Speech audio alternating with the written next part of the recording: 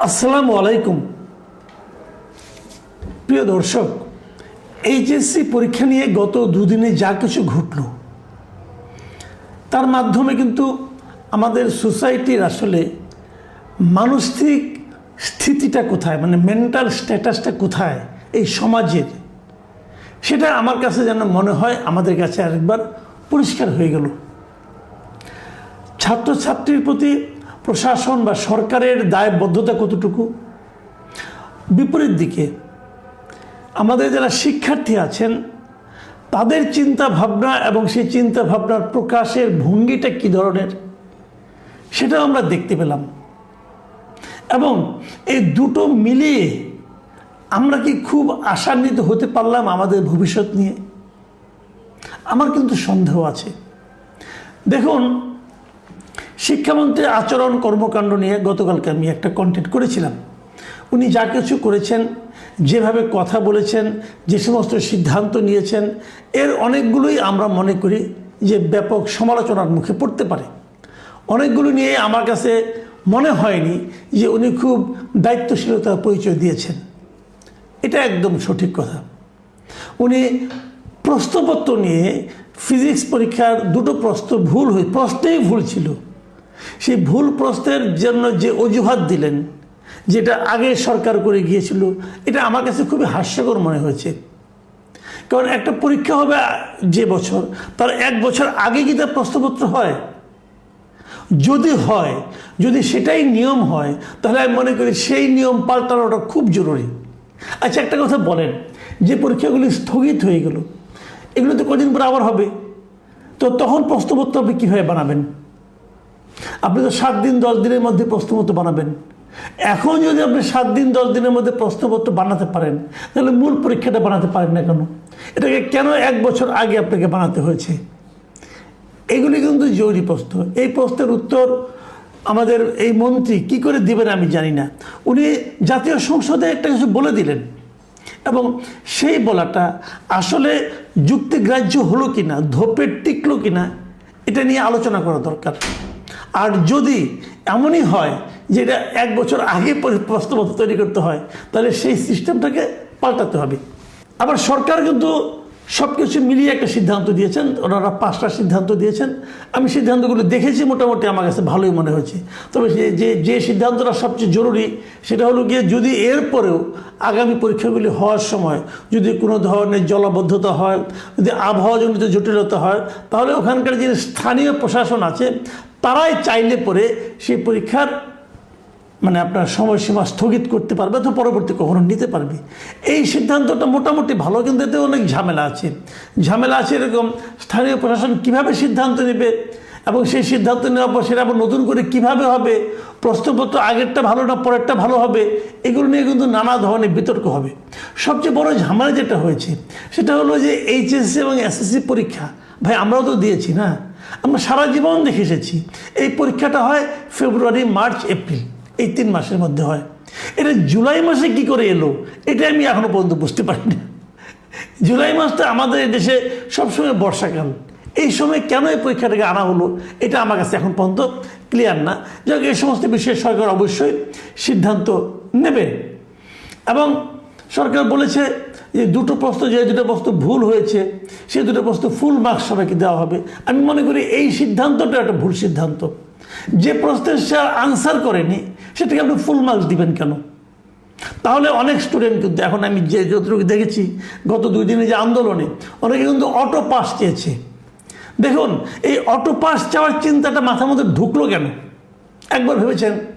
ঢুকলো এই কারণে যে আগের সরকার এ ধরনের একটা পদ্ধতি তারা করেছিল, চাপের মুখে তারা অটো পাস দিয়ে দিয়েছিল স্টুডেন্টদের, চাপের মুখে। তাদের কাছে স্টুডেন্টরা ছিল সব কিছু, ওরাই ছিল ডক্টর ইউনূসের নিয়োগকর্তা, অতএব তারা দিয়েছিল। তো এই যে ডক্টর ইউনূস যে আমাদের কতভাবে কত ক্ষতি করে গেছে, সেটা আমরা ধীরে ধীরে এখন বুঝতেছি, হয়তো আগামী দিনগুলোতেও বুঝতে থাকবো। এবং এই অটো পাস চাওয়ার যে প্রবণতাটা, এই যে চিন্তাটা মাথার মধ্যে ঢুকেছে যে আমি পরীক্ষা দিব না কিন্তু আমি পাস হয়ে যাব, এই চিন্তাটাই হলো সবচেয়ে ভয়ঙ্কর ক্ষতিকর একটা চিন্তা। এবং এই চিন্তার বাস্তবায়নের জন্য এই স্টুডেন্টরা কি করছে? এই স্টুডেন্টরা রাস্তা ব্লক করে দিচ্ছে, সচিবালয়ে যাচ্ছে, পদযাত্রা করছে।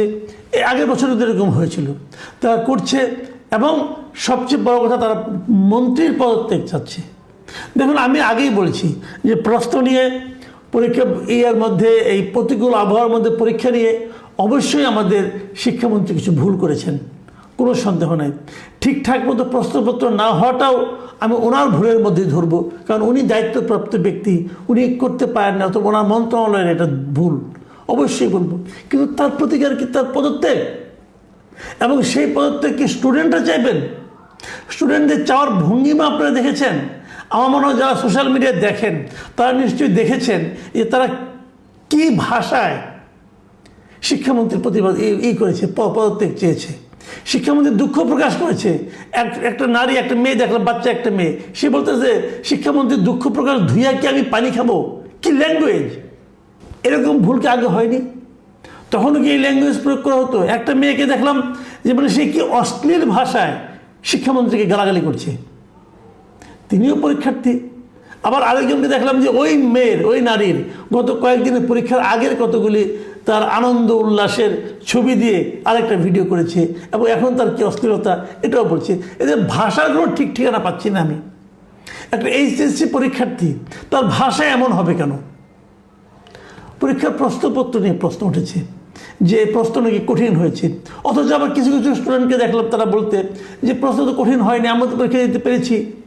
তার মানেটা হচ্ছে এই যে যাদের কাছে প্রশ্নটা কঠিন ঠেকেছে তারাই বেসিক্যালি শিক্ষামন্ত্রীর কিছু কিছু ভুলকে কেন্দ্র করে আন্দোলনটা করেছেন।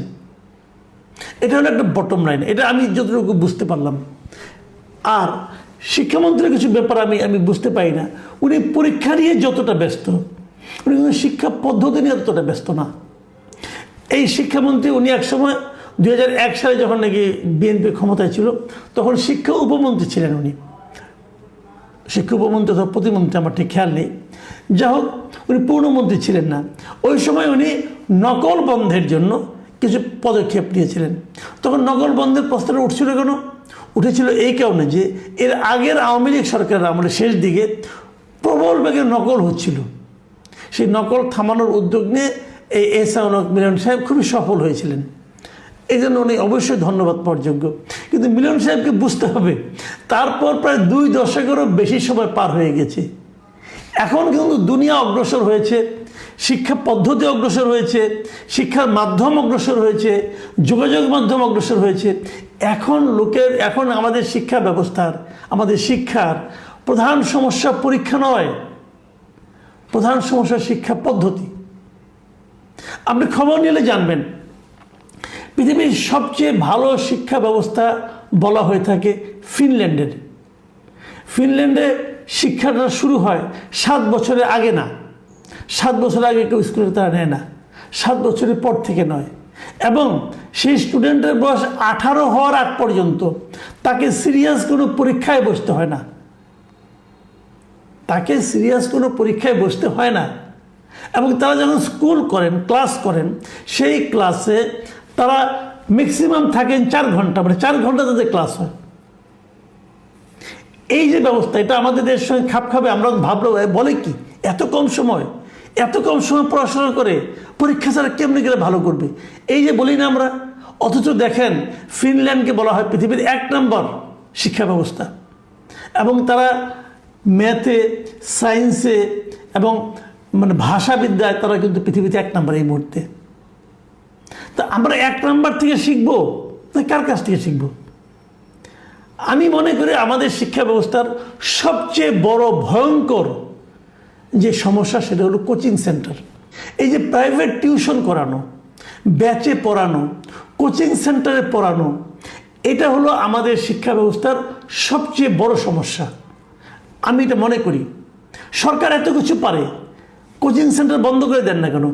যদি কোচিং সেন্টারে ভালো পরীক্ষা হয়, ভালো পড়াশোনা হয়, তাহলে স্কুল বন্ধ করে দেন, কলেজ বন্ধ করে দেন, তা সবাই কোচিংয়ে পড়ুক।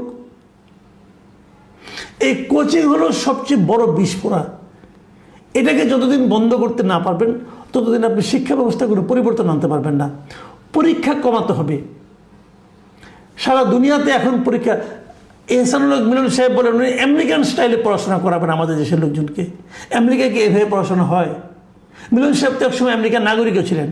যদ্দূর শুনেছি কেউ কেউ বললো, দেখলাম সোশ্যাল মিডিয়ায়, ওনার ছেলে মেয়েরা নাকি আমেরিকায় থাকেন, ওনার সন্তানরা।